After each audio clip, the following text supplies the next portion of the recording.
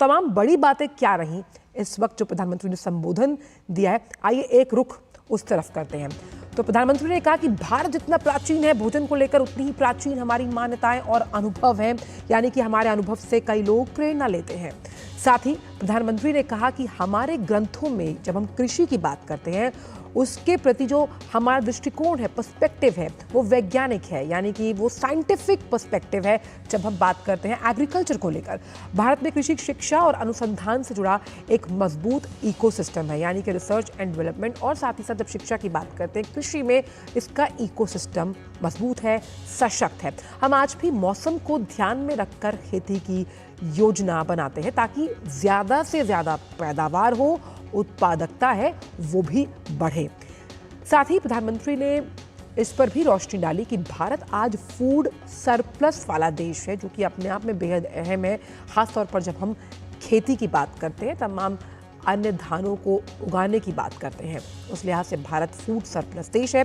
हमारी कृषि विविधता दुनिया में खाद्य सुरक्षा के लिए आशा का केंद्र है, यानी फूड सिक्योरिटी में जब हम आशा की किरण की बात करते हैं, तो जो हमारी डाइवर्सिटी है वो हमें सबसे अहम और अग्रणी बनाती है बाकी देशों की तुलना में।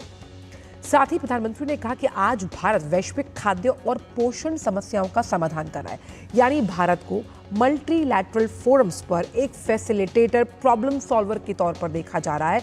जब हम पोषण और फूड से रिलेटेड तमाम जो प्रॉब्लम्स हैं उसके सॉल्यूशन या समाधान के रूप में भारत की बात करते हैं, तो उस लिहाज से भारत अग्रणी देश। वहीं मिशन लाइफ, यानी जब हम बात कर रहे हैं, इसका विजन भी भारत ने ही पूरी दुनिया को दिया, और पूरी दुनिया ने इस मिशन की जब हम बात करते हैं उसे माना है one worth, one family, one future.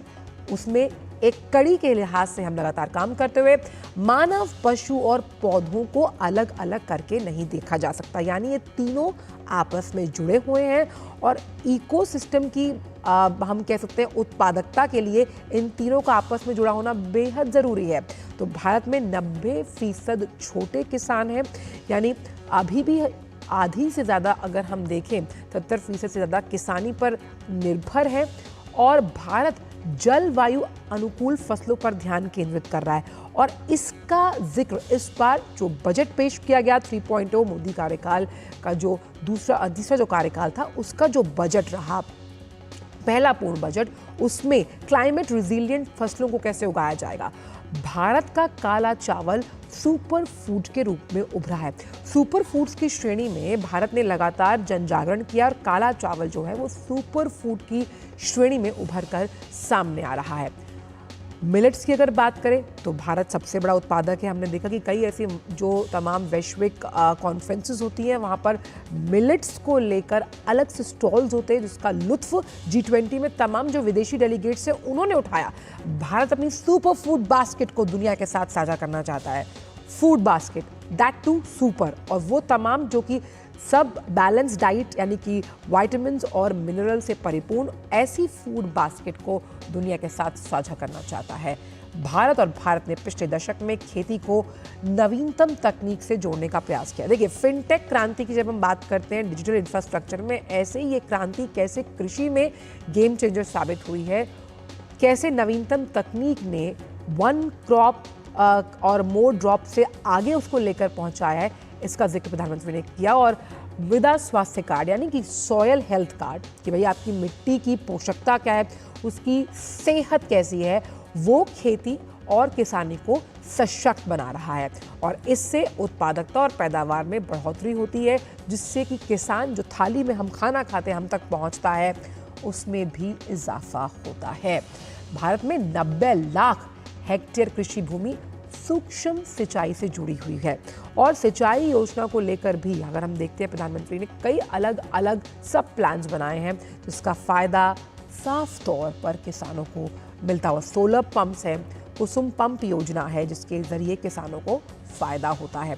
Bharat में किसानों के लिए डिजिटल पब्लिक इंफ्रास्ट्रक्चर, इसका जिक्र मैं आपसे कर रही थी कि भाई DPI अगर होगा तो किस क्लाइमेट के हिसाब से, मौसम के हिसाब से हम फसल उगाते हैं, उसका पहले ही हम आकलन कर पाएंगे, जिससे मदद मिलना तय है। ड्रोन का कृषि क्षेत्र में इस्तेमाल जो है उसका उपयोग जो उसको बढ़ावा दिया गया, जैसे कि जो ड्रोन दीदी योजना है जिससे महिलाओं को एक तरफ सशक्त बनाया गया, वहीं किसानों को भी सशक्त बनाने की, यानी कि एक तीर से दो निशाने।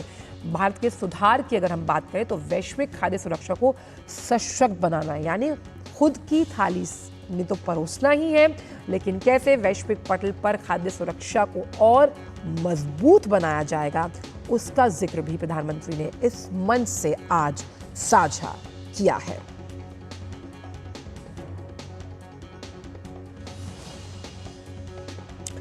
तो ये अहम बड़ी बातें जो प्रधानमंत्री ने आज अपने संबोधन में कही, और कृषि अर्थशास्त्र के लिहाज से कैसे रसायन मुक्त खेती को बढ़ावा मिल रहा है, और कृषि क्षेत्र में जब हम टेक्नोलॉजी ट्रांसफर की बात करते हैं जिसमें अब कोई हिचक नहीं है, उससे भी कृषि क्षेत्र को फायदा मिलता हुआ। फिलहाल इस खास बुलेटिन में इतना ही है, लेकिन